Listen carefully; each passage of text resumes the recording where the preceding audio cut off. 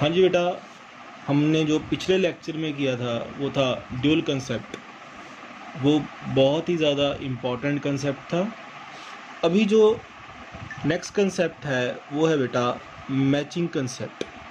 Matching concept का मतलब है कि जो हमारा खर्चा होता है बेटा, एक्सपेंस होता है, that should match with our income. इसको आइए बेटा हम एक एग्जाम्पल से समझते हैं। देखिएगा बेटा, मान लीजिए मैंने कोई 1000 यूनिट्स परचेज करे हैं। मान लीजिए मैंने 1000 यूनिट्स क्या करे हैं, परचेज करे हैं। यूनिट्स का मतलब होता है कमोडिटी, कितने नंबर ऑफ आइटम्स परचेज करिए। 1000 यूनिट्स, इसमें मान लीजिए मैं बैग्स की बात कर रहा हूँ। मान लीजिए मेरा बैग्स का बिजनेस है, तो मैंने 1000 बैग्स परचेज करे हैं और एक बैग की बेटा जो वैल्यू है बेटा वो है 500 रुपीज़ पर बैग। इसका मतलब क्या हुआ बेटा? इसका मतलब ये हुआ कि 1000 बैग हैं और एक बैग की कीमत कितनी है? 500 रुपये। ये मुझे कॉस्ट पड़ी है। ये क्या है मेरे पास? ये मैंने मार्केट से परचेज़ करे हैं अपने बिजनेस में आगे सेल करने के लिए। सो 1000 बैग्स मैं अपने बिजनेस में लेके आया, तो और 500 रुपये का एक बैग था। टोटल अमाउंट बन गई बेटा 5 लाख रुपए की। बात समझ में आई? अभी बेटा मैंने इन 1000 बैग्स में से 600 बैग्स को क्या कर दिया बेटा? सेल कर दिया। और मैंने सेल प्राइस रखा 1000 पर बैग। मतलब मैंने 500 रुपये का एक बैग के पीछे प्रॉफिट कमाया। तो कहने का मतलब हुआ कि मैंने 600 बैग सेल किए हैं और एक बैग कितने का सेल करा है? 1000 का। तो टोटल सेल वैल्यू हो गई हमारी 600 bags multiply 1000, total amount is 6 lakh rupees. अभी सर हमने प्रॉफिट कितना कमाया इसमें? तो बेटा हम देखते हैं कि हमने 6 लाख रुपए की सेल करी है और 5 लाख रुपए की परचेज थी। हाँ जी बेटा, जो एक आम बच्चा ये सोचेगा कि 6 लाख की हमने सेल कर दी सर और हमने परचेज कितनी करी थी? 5 लाख की। तो सर हमें तो 1 लाख रुपए का क्या हो गया? प्रॉफिट हो गया। 6 लाख माइनस 5 लाख, ये 6 लाख की क्या हुई हमारी? सेल। और हमने परचेज कितनी करी थी? 5 लाख की। तो प्रॉफिट कितना हुआ? 1 lakh. This assumption is wrong. ये अजम्पशन बेटा रॉन्ग है बेटा। यहाँ पर हमने जब भी अकाउंट्स में प्रॉफिट देखना है, that should be based under matching concept. Matching concept means expense should be equal to the value of income. आइए मैं आपको आगे समझाता हूँ इस चीज़ के बारे में। हमने क्या किया था? हमने किए थे 1000 बैग्स परचेज। एक बैग की कीमत थी 500 रुपये। तो टोटल बैग्स की कीमत कितनी आ गई बेटा? 5 लाख रुपए की। और हमने सेल किए 600 बैग। एक बैग की कीमत कितनी आई? ये हमारा कॉस्ट प्राइस था, ये हमारी सेल प्राइस है, तो वैल्यू आई 6 लाख रुपए की। तो आइए देखते हैं हमने प्रॉफिट कितना कमाया। जो मैंने आपको पहले बताया था कि 1 लाख का प्रॉफिट कमाया है बेटा, ये आम स्टूडेंट्स सोचते हैं कि हाँ जी सर हमने तो 1 लाख का प्रॉफिट कमा लिया। बट ये अजम्पशन रॉन्ग है बेटा हमारी। हमने प्रॉफिट कैसे कैलकुलेट करना है? हम ये तो देख रहे हैं मैंने 6 लाख की सेल करी है, लेकिन ये नहीं देख रहे बेटा कि हमने परचेज कितने यूनिट किए थे, कितने बैग्स परचेज करे थे बेटा 1000। अभी तक इन 1000 बैग्स में से कितने बैग्स को सेल करा है, 600 बैग्स को। तो क्या हमने सारे बैग सेल करे हैं? जी नहीं। हमने अभी तक कितने बैग्स जो हैं सेल नहीं करे हैं बेटा, हमने अभी तक 400 बैग्स जो हैं वो सेल नहीं करे। इसका मतलब ये हुआ कि हमने जब प्रॉफिट कैलकुलेट करना है, हमने ये 5 लाख की कॉस्ट को कंसीडर नहीं करना, क्योंकि बेटा जो 5 लाख रुपए की कॉस्ट है, जो हमारे पास 5 लाख की कॉस्ट आई थी, वो कितने बैग्स की आई थी बेटा, 1000 बैग्स की।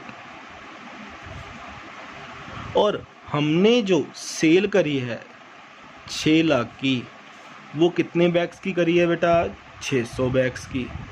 इसका मतलब ये हुआ कि हमने 1000 बैग्स को 5 लाख में ख़रीदा था, तो वो तो 1000 बैग्स की कॉस्ट हुई ना।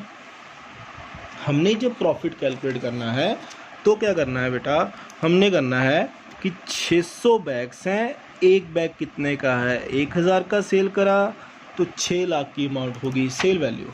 और जो कॉस्ट वैल्यू है बेटा, वो भी हम 600 बैग्स पे ही निकालेंगे,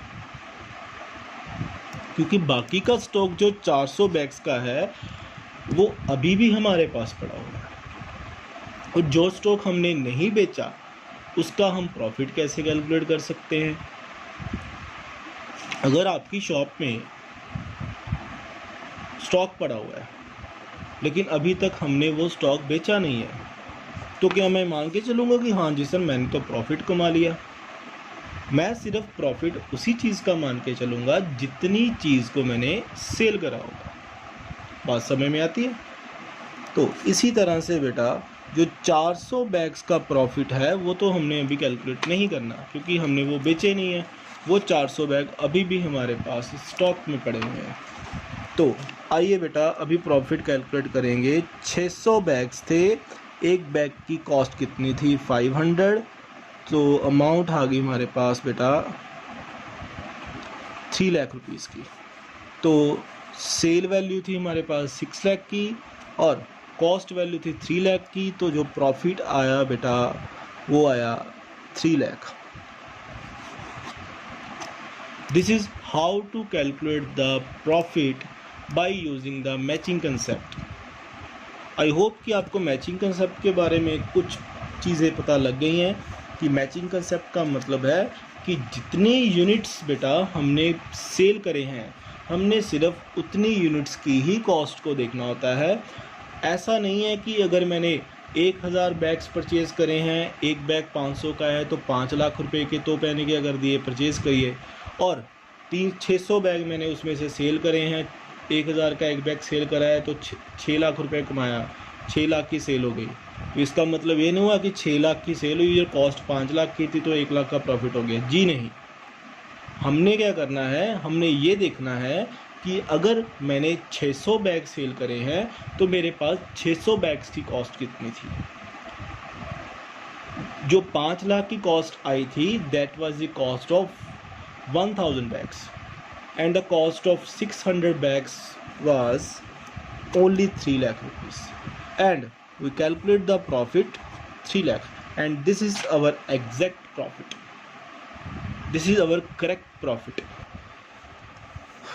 आइए बेटा अब हम इसको बुक से रीड करते हैं, इस कंसेप्ट को, मैचिंग कंसेप्ट को।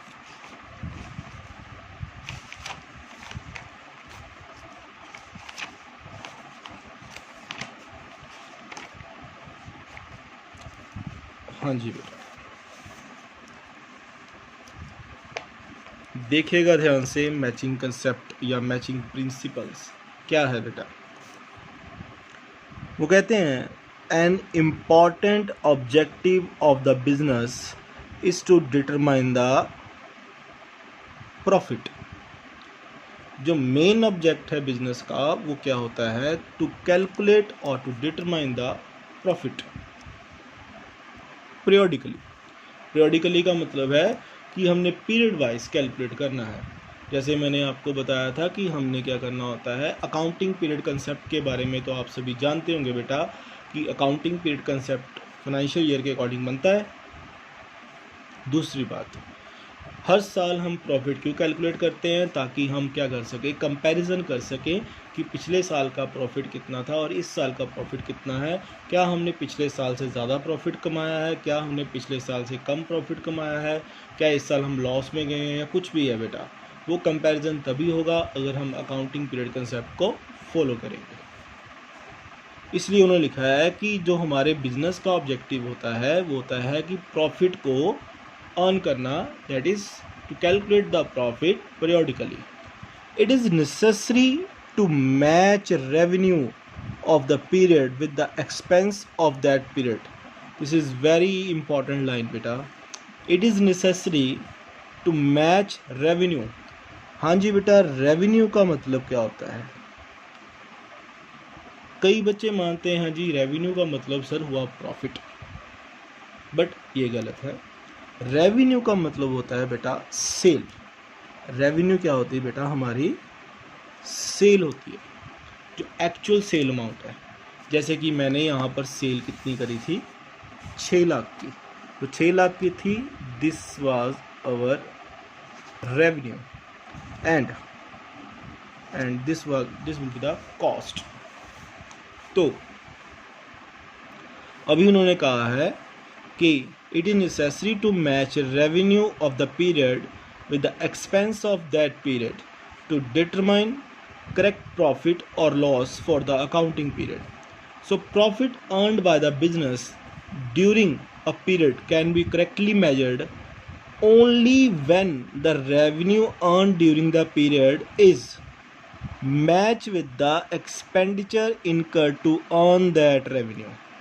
Very important line बेटा, उन्होंने साफ साफ यही लिखा है कि प्रॉफिट जो है वो हम एग्जैक्ट करेक्ट प्रॉफिट कैसे फाइंड कर सकते हैं। उसको फाइंड करने का तरीका है कि रेवेन्यू जितना हमने एक साल में अर्न किया है, रेवेन्यू का मतलब है जितनी हमने एक साल में सेल करी है, जितने यूनिट हमने सेल करे हैं, जितने बैग्स हमने सेल करे हैं, ठीक है, जितने बैग्स हमने सेल करे हैं, हमने उन्हीं बैग्स की एक्सपेंडिचर से कंपेयर करना है। जितने बैग्स हमने सेल करे थे, हमने उन्हीं जो सोल्ड बैग्स हैं उसी की कॉस्ट से रेवेन्यू को कंपेयर करना है। And this is all about the matching concept. And इसी तरह से बेटा हमने वो प्रॉफिट को कैलकुलेट करना होता है। आइए बेटा, it is not relevant when the payment was made और रिसीव्ड। ये मैटर नहीं करता कि वो पेमेंट रिसीव हुई है या नहीं हुई है। ये तो आपने अक्रूवल कंसेप्ट में पढ़ा हुआ है कि अगर हमें कोई पेमेंट रिसीव नहीं भी होती, अगर हमारे गोडाउन से माल निकल चुका है, स्टॉक निकल चुका है, तो हम उसको सेल कंसीडर करते हैं बेटा। Therefore as per this concept adjustments are made for all outstanding expenses and prepaid expenses. Outstanding expense मैं आपको बता चुका हूँ, जो एक्सपेंस अभी ड्यू है बट पे नहीं हुआ, और प्रीपेड एक्सपेंस कौन सा होता है, जो हमने एडवांस पे किया होता है, इसकी बेटा हमने इसमें एडजस्टमेंट करनी होती है। सो सिंपल है कंसेप्ट ये वाला कि हमने एक्सपेंडिचर को इनकम से मैच करना है, और एक्सपेंडिचर सिर्फ उतना ही कंसीडर करना है, उतने ही यूनिट्स का, उतने ही बैग्स का कंसीडर करना है जितने बैग हमने सेल करे हैं। सो जैसे कि मैंने आपको समझाया था कि जो पिछला, हाँ जी, जैसे मैंने हम यहाँ पे पहले 1 लाख का प्रॉफिट अर्न किया था ना, और बाद में मैंने बोल दिया था सर ये वाली अजम्पशन तो गलत है बेटा। गलत क्यों है? क्योंकि इसमें मैं क्या कर रहा था कि 5 लाख रुपए की कॉस्ट जो थी वो 1000 बैग्स की थी, लेकिन मैंने कौन से 1000 बैग सेल कर दिए, मैंने तो 600 बैग्स ही सेल करे हैं। अगर 600 बैग्स के सेल करे हैं तो 600 बैग्स की कॉस्ट देखूंगा ना मैं। तो जो हमने करेक्ट प्रॉफिट निकाला था वो 600 बैग्स की कॉस्ट को सेल वैल्यू में से डिडक्ट करके निकाला था। हाँ जी बेटा, बात समझ में आती है। आइए नेक्स्ट कंसेप्ट की तरफ चलते हैं। अगला कंसेप्ट है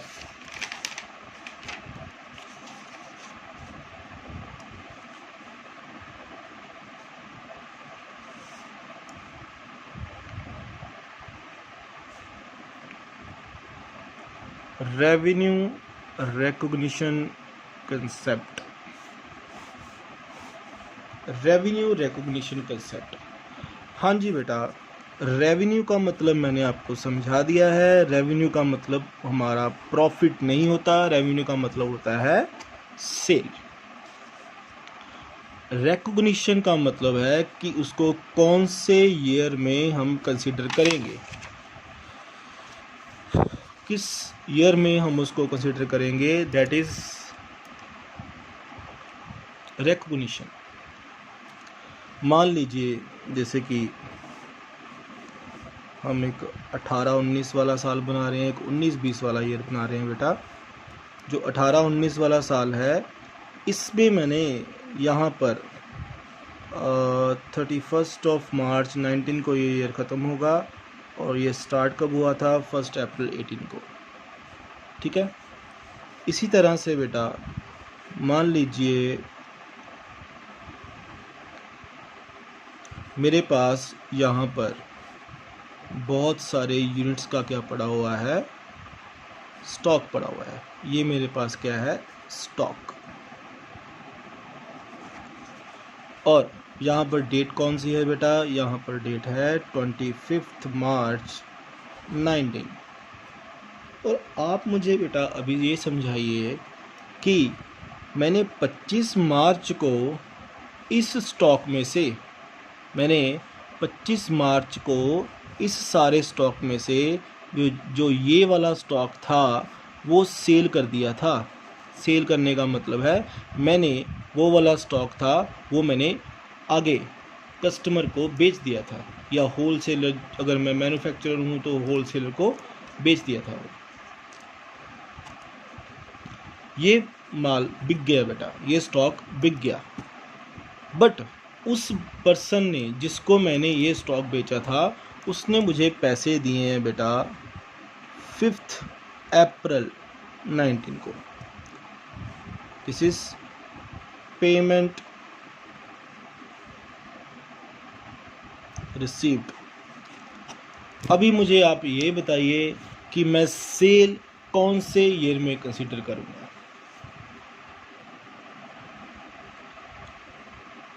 आप सभी यही सोच रहे होंगे बेटा कि सेल, जिन बच्चों को अक्रूवल कंसेप्ट के बारे में पता है उन बच्चों को कुछ हद तक ये मालूम होगा कि सेल किस ईयर में की जा सकती है, शो की जा सकती है।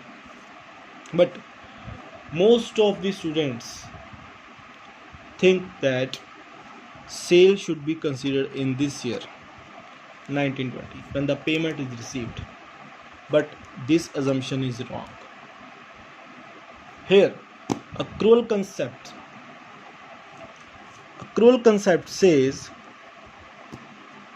whenever you earn the income, earn doesn't means it is received. Earn means you have sold the goods, you have cleared your stock from your godown and transfer the goods to the purchaser. Whether payment is received or not, that doesn't matter. अगर आपने payment receive करी है नहीं करी है ये matter नहीं करता बेटा, क्योंकि हमारे गोडाउन से स्टॉक 25 तारीख को निकल गया था और जो 25 मार्च डेट थी वो कौन से ईयर की डेट थी, वो थी 18-19 फाइनेंशियल ईयर की। तो जिस डेट पर हमारे गोडाउन से स्टॉक निकल गया, पेमेंट हमें चाहे अगले साल में रिसीव हुई, दैट डजंट मैटर, हमने उसको रेवेन्यू इस साल में कंसीडर करना है, 18-19 का रेवेन्यू कंसीडर करना है और 18-19 की सेल को कंसीडर करना है। बात समझ में आती है।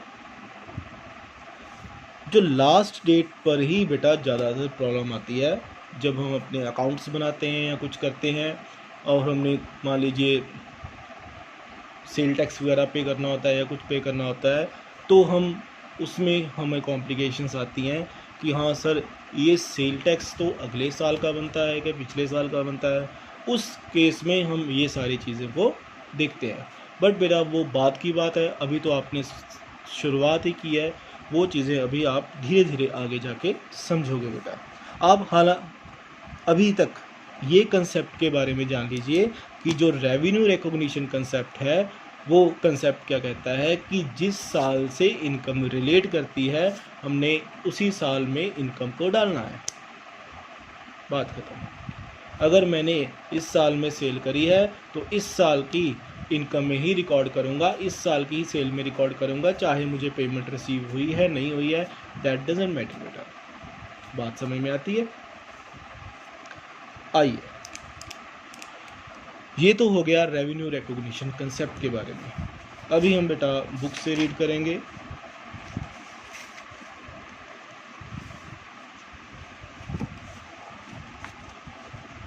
हाँ जी बेटा, ध्यान से देखिएगा।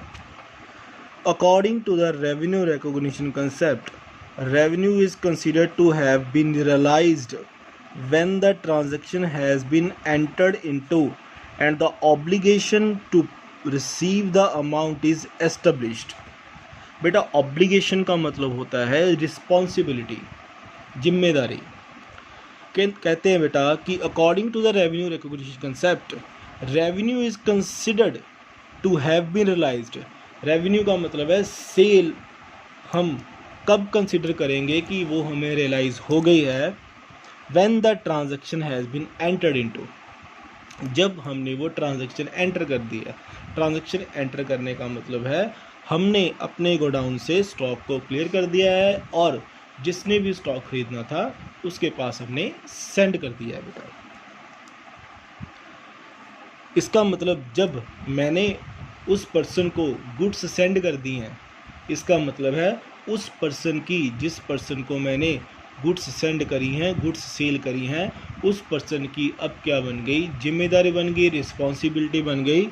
To receive the amount is established, कि उस बंदे ने मुझे क्या देने हैं? पैसे देने हैं। वो क्या बन गया? मेरा डेटर बन गया बेटा। डेटर क्या होते हैं बेटा? डेटर का मतलब होता है जिनको हम उधार पर सेल करते हैं, उनको हम डेटर्स बोलते हैं अपने।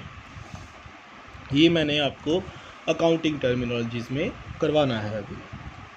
It is to be noted that recognizing revenue and receipt of an amount are two separate aspects। कि recognize करना और amount receive करना, ये दोनों बेटा अलग अलग कंसेप्ट हैं।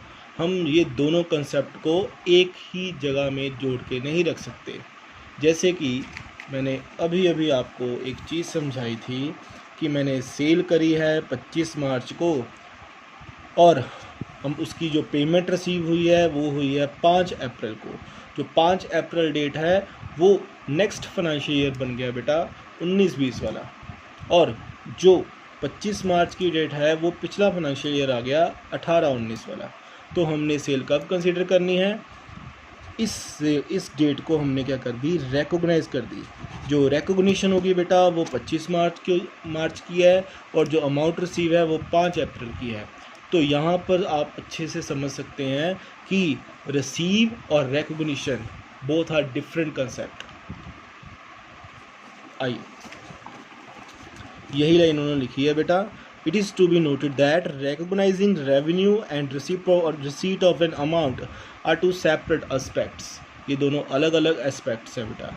Let's take an example to understand. An enterprise sold goods in February 18। February 18 का मतलब है ये 17-18 की बात कर रहे हैं, क्योंकि 31 मार्च 18 को हमारा ये साल कंप्लीट होगा। हाँ जी, तो उन्होंने कहा है कि गुड्स सोल्ड हुई हैं February 18 को। उसके बाद बेटा and the receive the amount in April 18। April 18 का मतलब है 18-19 वाला ईयर शुरू हो गया। और हमने जो सेल करी थी वो कब करी थी? वो करी थी पिछले साल में, और जो अमाउंट रिसीव हुई है वो अप्रैल में जाके हुई है। तो इन्होंने क्या किया, देखिए, revenue of this sale should be recognized in February 18, that is when the goods are sold, because the legal obligation to receive the amount is established in February 18। वो कह रहे हैं कि लीगल ऑब्लिगेशन का मतलब है कानूनी तौर पर उस बंदे की जिम्मेदारी बन गई मुझे पेमेंट करने की, चाहे उस बंदे ने मुझे पेमेंट करी है नहीं करी है, that doesn't matter. So here हमने दो कंसेप्ट देखे हैं इसमें। एक तो हमने कंसेप्ट ये देख लिया कि हमने रेवेन्यू कब रिकॉग्नाइज करनी है, साथ ही साथ इसमें हमें ये भी पता चलता है कि ये एक्रूअल कंसेप्ट को फॉलो करते हैं।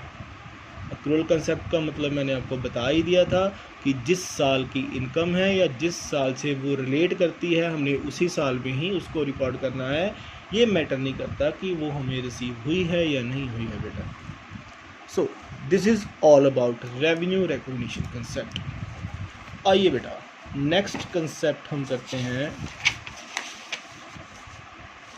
सर आइए बेटा अब हम नया कंसेप्ट करते हैं, that is verifiable objective concept. ये बहुत ही ज़्यादा इम्पॉर्टेंट कंसेप्ट है और ये ऑडिटिंग में भी यूज़ होता है। अब ऑडिटिंग क्या है बेटा, ये अभी आपने नहीं समझना। वेरीफेबल ऑब्जेक्टिव कंसेप्ट की तरफ चलते हैं। इसका मतलब है कि वेरीफेबल का मतलब हुआ कि हमने वेरीफाई करना है, ये बात समझ लगती है। ऑब्जेक्टिव का मतलब है कि हमने किस चीज़ को वेरीफाई करना है और ये वेरीफाई क्यों कर रहे हैं, ये भी बताना है। ऑडिटिंग का बेसिक मैं आपको छोटा सा कंसेप्ट समझा देता हूँ कि जितने भी बेटा चार्टर्ड अकाउंटेंट्स हैं, जिनको सीए हैं बेटा, वो क्या करते हैं, उनको जो भी बिजनेसेस, जो भी फर्म मिलती है उसका उन्होंने ऑडिट करना होता है। अभी आपको मैं थोड़ा सा चार्टर्ड अकाउंटेंट का काम समझा देता हूँ बेटा। मान लीजिए आप एक चार्टर्ड अकाउंटेंट है और मैं क्या हूँ, एक छोटा सा अकाउंटेंट हूँ। मैं क्या करूँगा, पूरे साल में बुक्स एक फर्म की लिखता रहूँगा कि हाँ जी इसकी कैश बुक बन गई, इसकी सेल हो गई, इसकी ये वो। तो सारा साल मैंने रिकॉर्डिंग करनी है। एंड में आपने आना है मेरे पास, आपने कहना कि हाँ जी निकालिए अपने अकाउंट्स। मैंने कहना ये लीजिए सर अकाउंट्स देखिए। उसने देखना है जी हाँ जी सर आपने तो बीच में कोई गलतियाँ भी करी हैं या कुछ है। आपने मुझे कहना है जी सर ये 502 नंबर बिल जो है, ये बिल तो आपकी फाइल में चढ़ा नहीं, बट आपने सेल क्यों डाली हुई है इसकी? फिर सेल है 50,000 की। या फिर सर ये 148 नंबर जो बिल नंबर है, ये परचेज बिल है, ये परचेज तो डाली हुई आपने बट ये बिल मिसिंग है बेटा। बात समझ में आती है? वेरीफेबल ऑब्जेक्टिव का मतलब है कि अगर मैंने अपनी बुक्स में सेल करी है,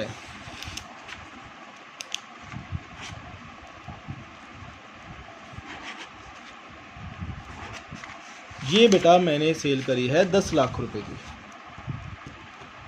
अगर मैंने ये सेल 10 लाख रुपए की करी है तो इस सेल को अप्रूव किसने करना है? इस सेल को अप्रूव करना है बेटा सीए ने।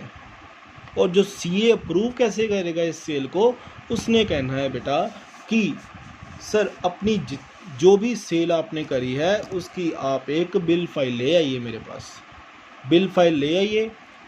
बिल फाइल जो होगी उसमें से मैं एक एक बिल को क्या करूँगा, चेक करूँगा और वो बिल को मैं मैच करूँगा कि आपने जो अपने कंप्यूटर में या अपने अकाउंट्स में जो सेल चढ़ा रखी है वो आपके बिल से मैच करती है कि नहीं करती है।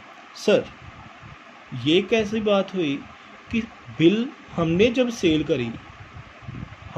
सेल करी किसी को तो बिल तो मैं काट के उसको दे दूंगा, मैं कहाँ से बिल को लाऊंगा सर?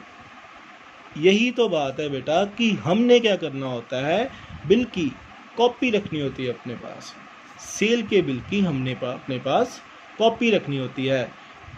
जब हम सेल की कॉपी रखते हैं तो जो डुप्लीकेट बिल है वो सीए कंपेयर करता है, उस चीज़ को हम बोलते हैं वेरिफिकेशन करना, वेरीफेबल ऑब्जेक्टिव।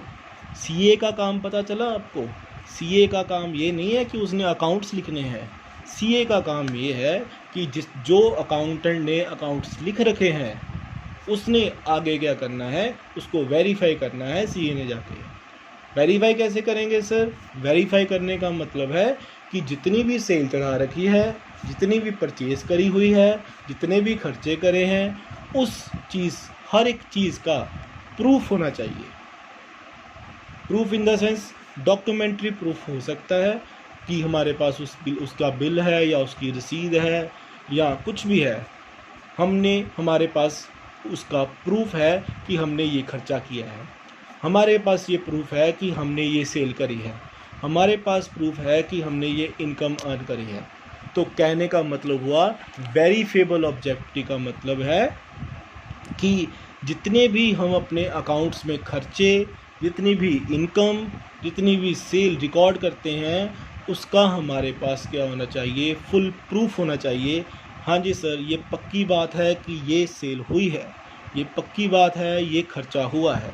और सीए का काम सिर्फ यही होता है कि उसने हर एक चीज़ को देखना है और मेजर करना है कि ये चीज़ ठीक है या नहीं ठीक है, और उसने वो गलतियां जो हैं हमें फाइंड करके बतानी है बेटा।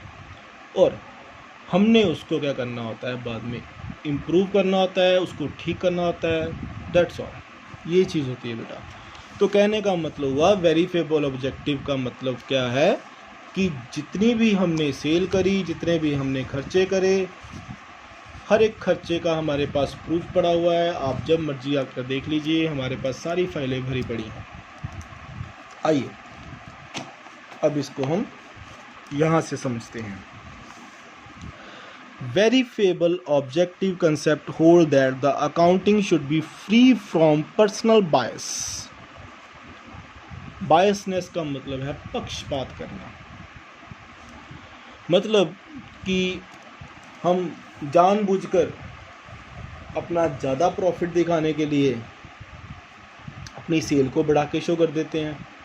हाँ, सेल तो हमने शो कर दी बढ़ा के, हमने अपने अकाउंटेंट को बोला यार 1 लाख रुपए से सेल को बढ़ा दे, हमने अपना प्रॉफिट ज़्यादा दिखाना है इस साल में।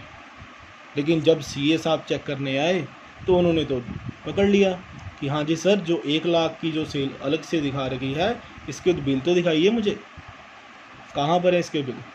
उसी टाइम पे वो वहाँ पर क्रॉस हो जाएगा कि ये सेल आप अपनी बुक्स में नहीं दिखा सकते। अगर सेल नहीं दिखा सकते तो ऑब्वियस बात है आपका प्रॉफिट भी कम हो जाएगा। तो इसी तरह से जब हम अपना प्रॉफिट बढ़ाना या घटाना जानते हैं, तब उसी वजह से जो गवर्नमेंट है चार्टर्ड अकाउंटेंट को अपॉइंट करने के लिए हमें कहती है, और चार्टर्ड अकाउंटेंट हर एक चीज़ को अच्छे से मेजर करता है, देखता है कि कौन कौन से जो बिल हैं, कौन कौन से बिल मिसिंग है, कौन कौन सी जो सेल है वो सही डाली हुई है, कौन सी सेल सही नहीं डाली है, उसने हमको बताना है बेटा। बात समझ में आई? तो यही है कि हमने कोई पर्सनल बायसनेस नहीं करनी, उसमें अपनी तरफ से कुछ भी एडलेस नहीं करना। जिस चीज़ का हमारे पास प्रूफ है हम उसी चीज़ को फाइनेंशियल अकाउंट्स में रिकॉर्ड कर सकते हैं। Measurement that are based on verifiable evidence, evidence का मतलब है proof, are regarded as objective. Measurement करनी है जो वेरीफेबल एविडेंस से होती है बेटा। वेरीफेबल एविडेंस का मतलब है हमारे पास किसी भी चीज़ का जो हमने फाइनेंशियल अकाउंट में रिकॉर्ड कर रखा है उसका हमारे पास एविडेंस है बेटा। It means all accounting transaction should be evidenced and supported by the business documents. हर एक ट्रांजैक्शन जो हमने बिजनेस में करी है वो एविडेंस्ड होनी चाहिए और supported by the business documents. These supporting documents are cash memos, invoice, sale bill, etc. ये भी आपने आगे कंसेप्ट को समझना है कि कैश मेमोस क्या होते हैं, इन्वॉइसेस क्या होते हैं, सेल बिल क्या होता है। ये सारी बेटा आपको मैं आगे जाके समझाऊंगा। वैसे ये एक तरह के हमारे पास एविडेंस होते हैं। जो हम कैश सेल करते हैं तो हम कैश मेमो देते हैं बेटा, जब हम उधार पर सेल करते हैं तो उसको इनवॉइस देते हैं बेटा। ये सारी चीज़ें हम आगे देखेंगे। हमने जो अभी तक समझना था वो था वेरीफेबल ऑब्जेक्टिव कंसेप्ट, और वो मैंने आपको अच्छी तरह से बताया है। वेरीफेबल ऑब्जेक्टिव कंसेप्ट का मतलब है कि जितनी भी ट्रांजैक्शन हमने अपने पास रिकॉर्ड करके रखी हैं, चाहे वो इनकम है, चाहे वो खर्चे हैं, चाहे वो सेल है, चाहे वो परचेज़ है, और जो भी आइटम है बेटा, वो सारी की सारी हमारे पास उसके रिलेटेड प्रूफ होने ज़रूरी है, एविडेंस होने ज़रूरी है। बिना एविडेंस के हम उसको बुक्स में रिकॉर्ड नहीं कर सकते। बात समझ में आई बेटा? आइए, ये तो हो गया हमारा वेरीफेबल ऑब्जेक्टिव कंसेप्ट। अगले कंसेप्ट जो हमारे पास 3-4 कंसेप्ट रह गए, वो भी हम अभी करते हैं बेटा स्टार्ट। देखिएगा,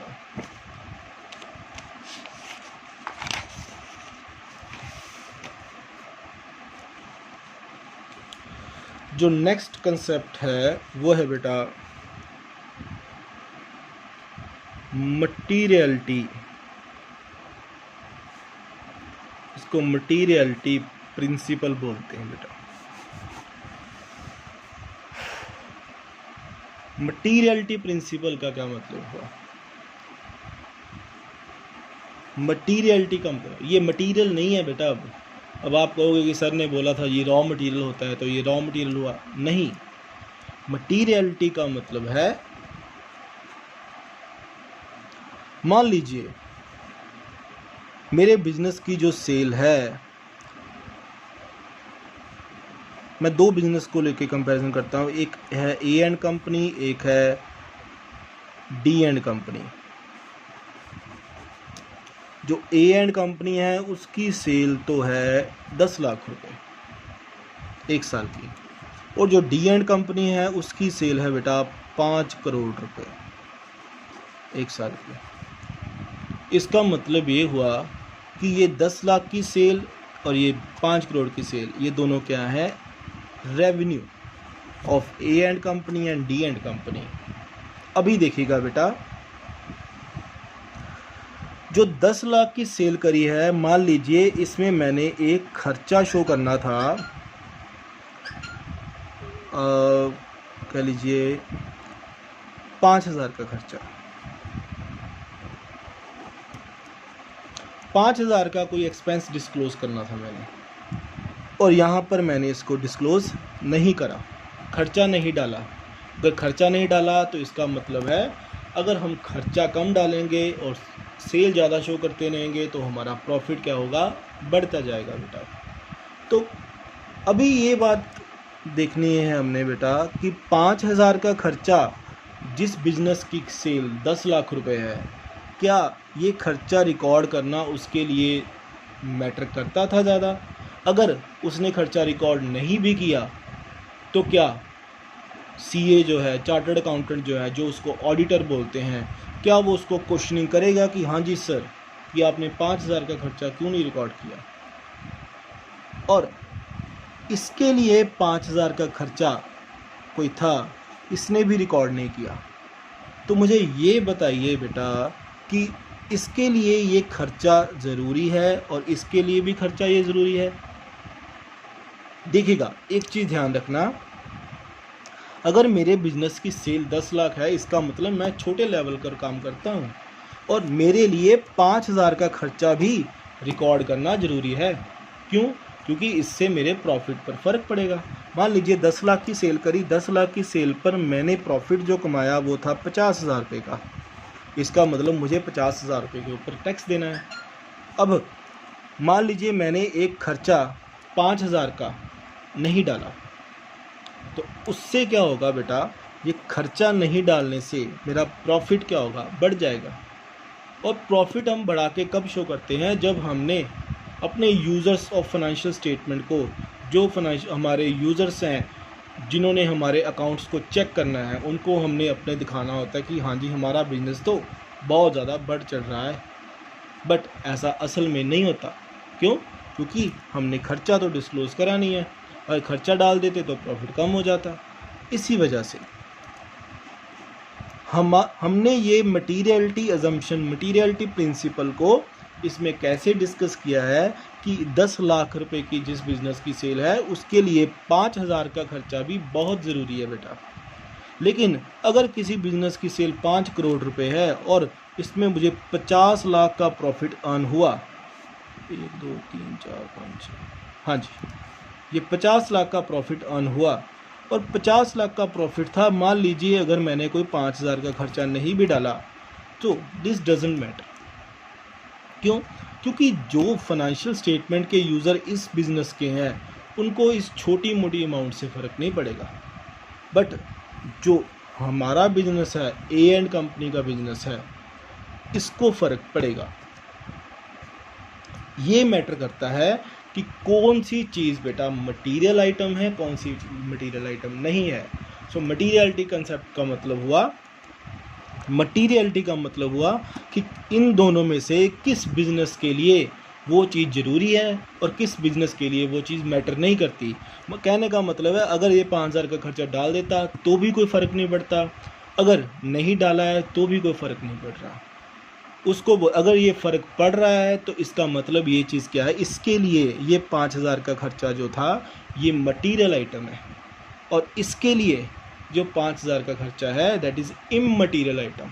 और जो इममटीरियल आइटम्स होती हैं उसको सीए क्या करते हैं, रहने देते हैं, छोड़ यार, इससे कोई फ़र्क नहीं पड़ता। बात समझ में आई? हाँ, ये होता कि अगर मान लीजिए कोई 5 लाख का खर्चा इसने शो नहीं करा तो फ़र्क पड़ता। क्यों? क्योंकि इसकी सेल के अकॉर्डिंग या इसके प्रॉफिट के अकॉर्डिंग फ़र्क पड़ रहा है। लेकिन 5,000 का खर्चा डिस्क्लोज़ नहीं किया, इसके लिए वो क्या थी, इममटीरियल आइटम। इममटीरियल का मतलब है चाहे इसको डिस्क्लोज़ करो चाहे ना करो कोई मैटर नहीं करता, बट इसके लिए वो क्या थी, एक मटीरियल आइटम थी। बात समझ में आई? सो मटीरियलिटी कंसेप्ट का मतलब हुआ कि हमने देखना होता है कि हमारे बिज़नेस के लिए कौन कौन से खर्चे जो हैं वो मटीरियल हैं। मटीरियल का मतलब है जो कि डिस्क्लोज़ करने, हमें बुक्स में दिखाने ज़रूरी हैं बेटा। अगर हम उनको बुक्स में नहीं दिखाते तो हमारी बुक्स के ऊपर एक्शन लिया जा सकता है। लेकिन जो इममटीरियल खर्चे हैं, मान लीजिए इसमें मैं बात करता हूँ 10 लाख रुपए की जो मेरी टर्नओवर है, मान लीजिए इसमें मैंने कोई 50 रुपये का खर्चा था वो नहीं डाला, तो वो कहेगा यार कोई बात नहीं, 50 रुपये का खर्चा है, इससे जो फाइनेंशियल स्टेटमेंट के यूज़र हैं उसकी डिसीज़न पे कोई इफेक्ट नहीं पड़ेगा कि उसने हमारे बिज़नेस में पैसा लगाना है या नहीं लगाना है। बात समझ में आई?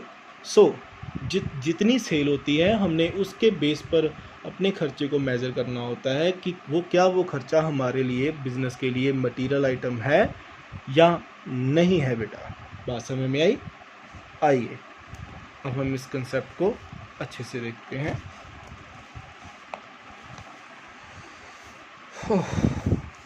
ये लास्ट कंसेप्ट होगा बेटा, जो आगे के 2 कंसेप्ट रहेंगे ये आपको नेक्स्ट लेक्चर में करवाऊंगा और अब ये चैप्टर कंप्लीट हो जाएगा।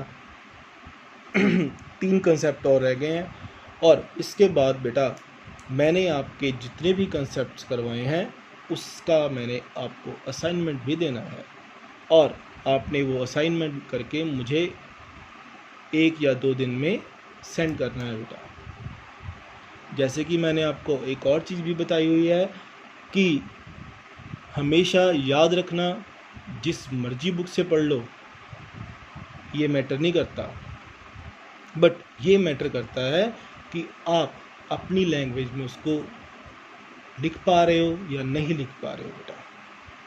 ये चीज़ बड़ी मैटर करती है।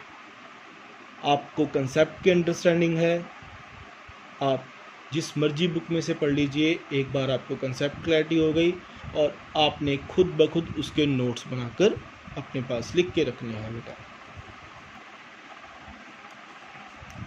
और ये कंसेप्ट बेटा मैं आपको ऐसे भी कुछ टाइम लगा के भी समझा सकता हूँ। मान लीजिए मैं ऐसे ही रीड करके आपको समझा रहा हूँ जी, हाँ जी ये कंसेप्ट ये हो गया, ख़त्म हो गया।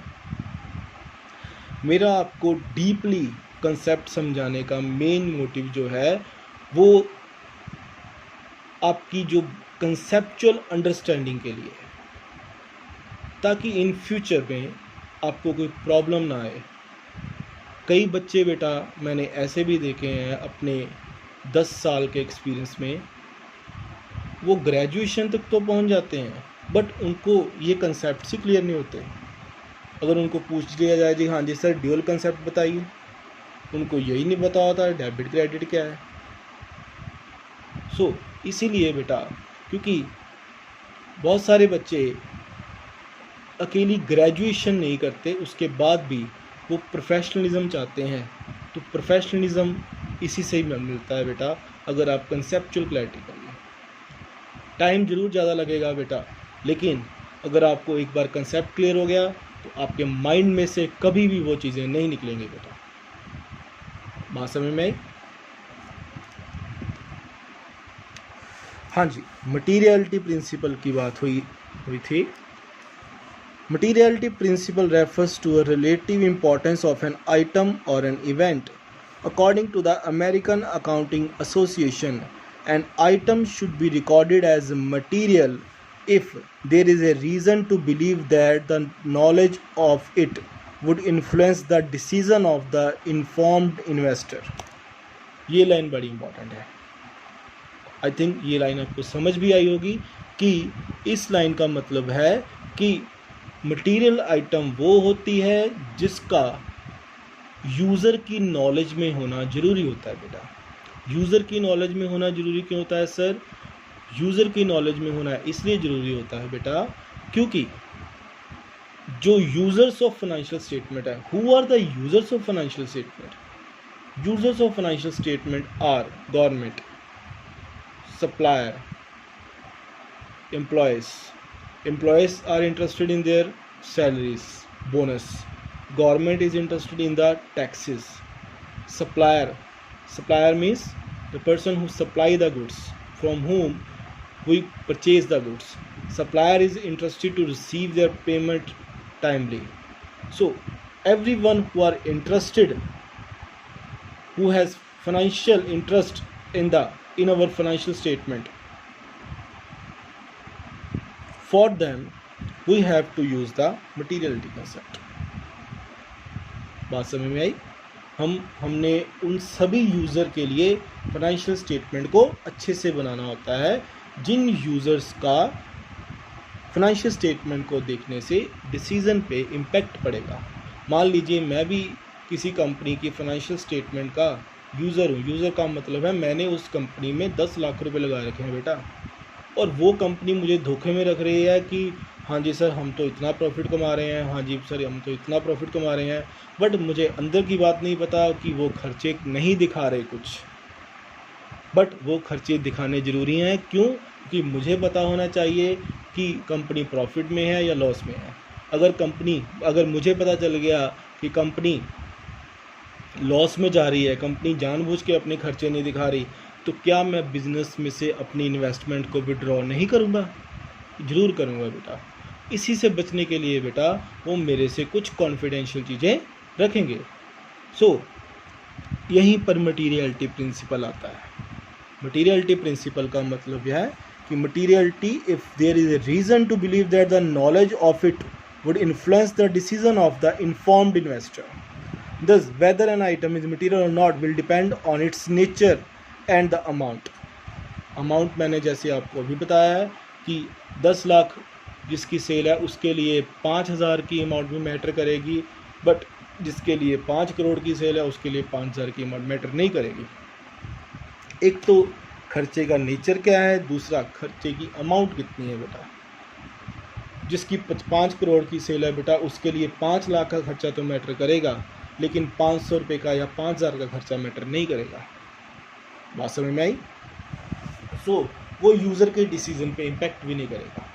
मैं किसी ऐसी कंपनी में पैसा लगाया है, मैंने 10 लाख रुपए लगाए हैं, बट उस कंपनी ने, हम ये कह रहे हैं कि उस कंपनी ने 50 करोड़ की सेल करी है, और कंपनी का जो अकाउंटेंट है वो मुझे आके पता क्या कहता है, सर उन्होंने ना 50 रुपये का खर्चा नहीं डाला। मैं कहूँगा हैं 50 रुपये खर्चा? कहूँगा मैं ऐसे? नहीं कहूँगा बेटा। क्यों? क्योंकि 50 रुपये का जो खर्चा है वो मैटर ही नहीं करता बेटा मेरे लिए कि हाँ इससे मेरे डिसीज़न पे कोई इम्पैक्ट नहीं पड़ेगा। अब किसी बिजनेस की सेल ही मान लीजिए 10,000 की है, तो उसके लिए तो 50 रुपये का खर्चा ही बड़ा इंपॉर्टेंट है। बात समझ में आई? सो मटेरियल आइटम वो होती है जो हमारे बिजनेस के लिए ज़रूरी है या नहीं ज़रूरी है, वो हमें पता होनी चाहिए बेटा। ये भी कंसेप्ट बेटा बड़ा इजी है, एक बार रीड करके देखोगे तो आपको इजीली अंडरस्टैंड हो जाएगा बेटा। आइए बेटा, आज के लिए इतने कंसेप्ट, बाकी का हम नेक्स्ट लेक्चर में करेंगे। इसके बाद हम नया चैप्टर स्टार्ट करेंगे, और नया चैप्टर स्टार्ट करने से पहले मैंने आपको इसकी असाइनमेंट देना है, और आपने वो असाइनमेंट अपनी लैंग्वेज में मुझे लिख के भेजना है बेटा। अगर कोई डाउट होता है साथ साथ में पूछते जाइए बेटा। मैं बार बार बोलता हूँ कि आप अगर मेरे से पूछेंगे डाउट तो ही मैं आपके अच्छे से डाउट क्लियर कर पाऊँगा। वैसे मैं अपनी तरफ से यहाँ पर आपके लिए कोई कमी नहीं छोड़ता कि आपको सिंगल चीज़ भी डाउट रहे, सिंगल चीज़ में भी कोई डाउट रहे। आपको वैसे सारे डाउट्स क्लियर कर देता हूँ, फिर भी अगर आपको किसी भी चीज़ में प्रॉब्लम आती है then you can ask on WhatsApp और any other mode. Thank you बेटा, बाकी हम नेक्स्ट लेक्चर में करेंगे।